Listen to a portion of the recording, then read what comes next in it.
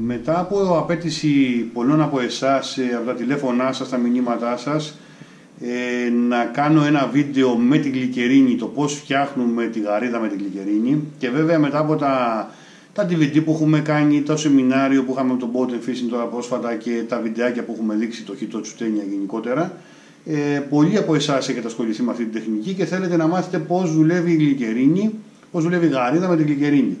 Είναι κάτι το οποίο δεν είναι δική μου πατέντα, δεν το σκέφτηκα εγώ, το έχει κάνει κάποιος κύριος Γιάννης, θα θυμάμαι καλά, από την Κρήτη.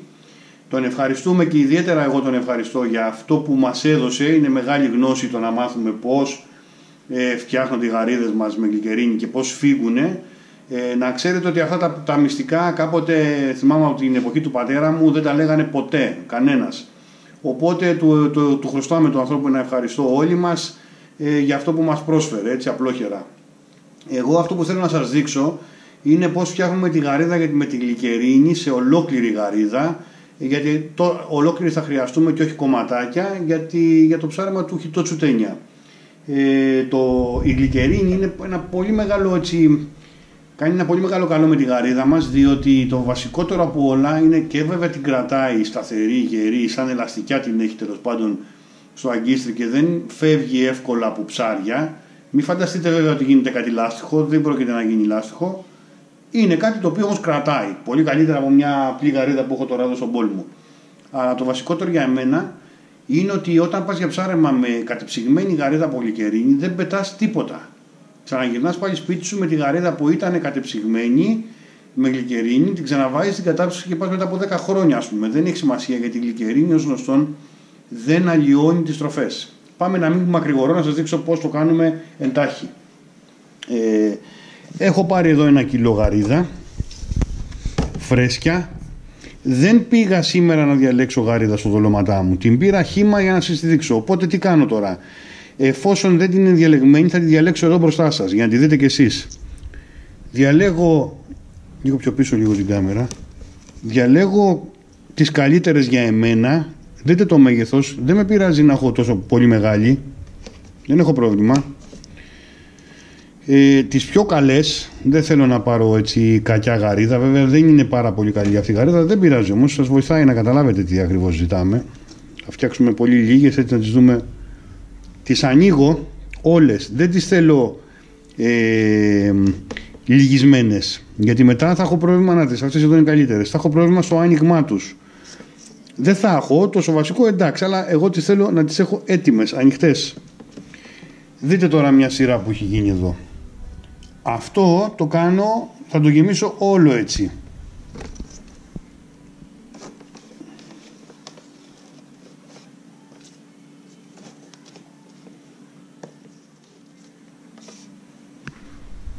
Αφού έχω φτιάξει μία σειρά με 6, όσες και να είναι τέλος πάντων, τώρα έρχομαι στις επόμενες και βάζω.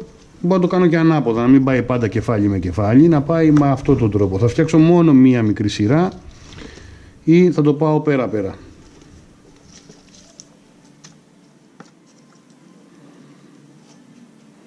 Αφού έχω φτιάξει μία σειρά, δεύτερη σειρά από γαρίδες, μπορώ να συνεχίσω με αυτόν τον τρόπο πάνω-πάνω. Δεν το κάνω όμως, θα φτάσουμε τώρα για το βίντεο, βέβαια θα κάνουμε μόνο αυτές τις 2 σειρούλες, θα τις δείτε.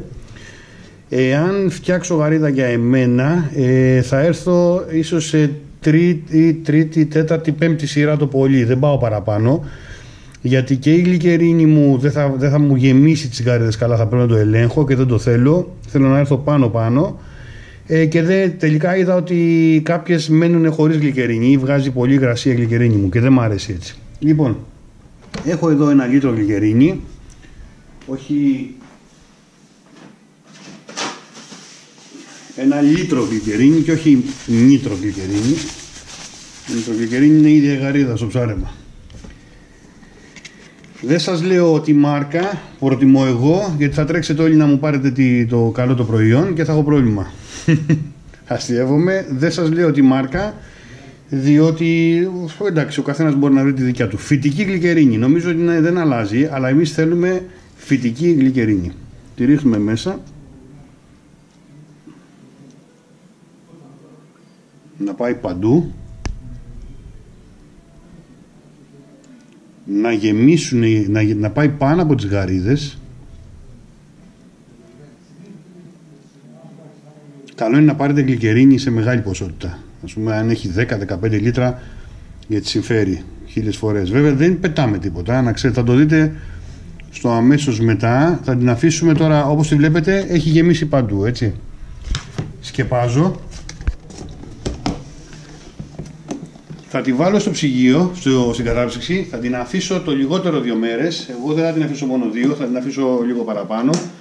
Σήμερα είναι Παρασκευή, Σαββάτο, Κυριακή, Δευτέρα, ίσως και την Τρίτη να τη βγάλω. Να κάνουμε το επόμενο κομμάτι που θα χρειαστεί να κάνουμε,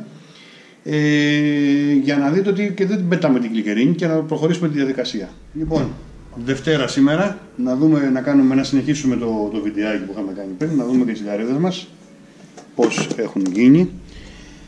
Το μπολάκι το έχω βγάλει περίπου 1 ωρίτσα πριν το βίντεο για να μαλακώσει λίγο η γλυκερίνη. Γιατί πριν ήταν σχεδόν παγωμένη. Δεν παγώνει η γλυκερίνη, αλλά ήταν σε πολύ πηχτή μορφή. Λοιπόν, βλέπετε πως είναι οι γαρίδες μας. Τι κάνω τώρα? Έχω μια λεκάνη, έχω και μια σίτα. Απλά πραγματάκια, δεν το έχω εξειδικεύσει. Το φτιάχνω γαρίδα για όλο το χρόνο γενικά. Οπότε μία φορά θα κάτσω να βαλέψω με αυτά. Δεν χρειάζομαι τρελά πράγματα. Και έρχομαι εδώ και στην ουσία σουρώνω τη γλυκερίνη από τις γαρίδες. Τη βγάζω. Βλέπετε εδώ πόσο παχιά είναι. Εδώ έχει πάρει και την υγρασία η γλυκερίνη από τις γαρίδες. Τώρα όλο το υλικό όλη η γλυκερίνη έχει σχωρίσει μέσα στις γαρίδες και εμείς θέλουμε να διώξουμε τώρα το περίσσευμα να φύγει, το οποίο περίσσευμα αν θέλουμε το ξαναχρησιμοποιούμε, όπως αυτό εδώ μέσα που βλέπετε. Είναι πηχτό, είναι μια χαρά, μπορούμε να το ξαναχρησιμοποιήσουμε. Αν θέλουμε να το ξαναχρησιμοποιήσουμε, αφήνουμε και το μπολάκι με αυτόν τον τρόπο από πάνω. Έτσι. Εμένα δεν με ενδιαφέρει αυτή τη στιγμή να το ξαναχρησιμοποιήσω, γιατί επειδή η γλυκερίνη γενικά αραιώνει μετά πολύ λιγάκι, θα έχω ένα 30% αραιό υλικό. Δεν το θέλω. Εγώ θέλω να την πάρω ολόκληρη. Αλλά εντάξει, πολλοί κόσμοι μπορείτε να την ξαναχρησιμοποιήσετε. Δεν είναι πρόβλημα αυτό. Για να κάνω δουλειά μου τώρα, εντάξει, λίγο γρήγορα, διώχνω και αυτήν. Τώρα θα γεμίσω το τόπο εδώ πέρα. Εντάξει, σε γενικές γραμμές δεν το κάνω τόσο άτσαλα, κάθομαι και το φτιάχνω πολύ πιο με ηρεμία, αλλά τώρα λόγω του βίντεο θα πρέπει έτσι να κάνω λίγο γρήγορα. Οπότε αφήνω τώρα τις γαριδούλες μου. Αν είχα και λίγο κενό από κάτω, συνήθως βάζω 2, οτιδήποτε είναι αυτό, έτσι ξυλάκια για να κάθεται σε κενό. Έτσι, για να πέφτει η γλυκερίνη. Θα την αφήσω αρκετή ώρα και όταν φύγει όλη η γλυκερίνη από πάνω από τις γαρίδες, τότε θα ξανασυνεχίσουμε με το τελευταίο κομμάτι του βίντεο.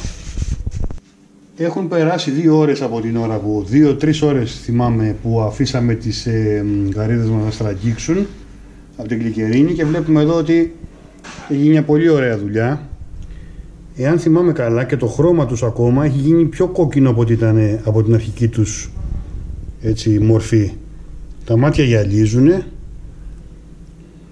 Εντάξει, πιο ζωντανή γαρίδα δεν γίνεται, παιδιά. Η ελαστικότητα είναι τρομερή, είναι πραγματικά, γίνεται μια πάρα πολύ ωραία δουλειά. Έχω λοιπόν απλώσει χαρτί στο ίδιο μου το μπολ και το χαρτί το απλώνω για να μαζεύεται και η τυχόν παραπάνω γλυκερίνη θα μαζευτεί σίγουρα πάνω στο χαρτί, να μην την έχω χύμα και να την πιάνω στα χέρια μου συνέχεια. Κάποια στιγμή θα το δείτε, θα έχει όλη η γλυκερίνη θα έχει πάει στο χαρτί σας. Και τις απλώνω επάνω στο χαρτάκι μου. Δεν με πειράζει τώρα πώς θα τις βάλω. Τώρα πια η δουλειά έχει γίνει. Η εργασία με την γλυκερίνη έχει γίνει. Το κρέας τους, το δέρμα, το κρέας τους, καλά λέω, των γαριδών έχει ρουφήξει όλη τη γλυκερίνη και εδώ μέσα έχει αποβάλει αυτή που δεν χρειάζεται. Βλέπετε πως έχει μείνει, την οποία σας είπα, αν θέλετε μπορείτε να την ξαναχρησιμοποιήσετε, δεν την πετάτε. Λοιπόν, κάνουμε ένα απλωματάκι. Τώρα, να σας πω και πώς γίνεται. Καταρχήν αυτές εδώ οι γαρίδες τώρα πια, γεμίσαμε, δεν πρόκειται να κολλήσουν ποτέ μεταξύ τους. Τέλος αυτό. Οπότε μπορείτε να πάρετε όσες ακριβώς εσείς χρειαζόστε για να κάνετε την τεχνική του χιτότσου τένια. Εάν θέλετε να πάρετε παραπάνω, κανένα απολύτως πρόβλημα. Εγώ συνήθως τις παίρνω, εντάξει, αυτές που βλέπετε τώρα μπορεί να είναι ένα ψάρεμα, αν πέσω σε ψάρια είναι λίγες. Οπότε εγώ παίρνω τη διπλάσια ποσότητα από αυτές. Λοιπόν, δείτε γαρίδα πως έχει γίνει, τι ωραία. Δεν χαλάει και έχει και ελαστικότητα, έτσι, δηλαδή τρομερό. Λοιπόν, και μόνο που τις παίρνω και τις ξαναγυρίζω πάλι πίσω, για μένα φτάνει. Όλες να τις πάρω, τις αφήσω σε ένα μικρό ψυγιάκι, βέβαια, στο ψάρεμά μου, αρκετά μικρό ψυγιάκι, και βάζω και μια-δύο παγοκίστες μέσα για να μου τις κρατάνε έτσι πάντα φρέσκες, ας πούμε, έτσι νομίζω εγώ. Λογικά, επειδή μια μέρα τις άφησα έξω εδώ στο μαγαζί για μια μισή μέρα περίπου, δεν πάθανε τίποτα, δεν χαλάσανε. Οπότε λογικά δεν χρειαζόμαστε και το ψυγείο. Αλλά εγώ το βάζω για να τις έχω πάντα να είναι καλοδιατηρημένες. Οπότε ψαρεύω όσες ακριβώς θέλω εγώ και τις άλλες και όσες μου μείνουν τις ξαναπαίρνω και τις ξαναβάζω ακριβώς όπως είναι με το μπολ. Με μια αλλαγή χαρτιού, αν χρειαστεί, μιας και είναι η ευκαιρία για να κάνουμε και μια αλλαγή χαρτιού. Τις ξαναβάζω πάλι στην κατάσταση και ξαναπάω πάλι για ψάρεμα. Δεν πετάμε ούτε την κεραία της γαρίδας πια με αυτόν τον τρόπο. Αυτό είναι το κόρμο με την γλυκερίνη. Ελπίζω να βοήθησε. Να είστε καλά και να περνάτε καλά.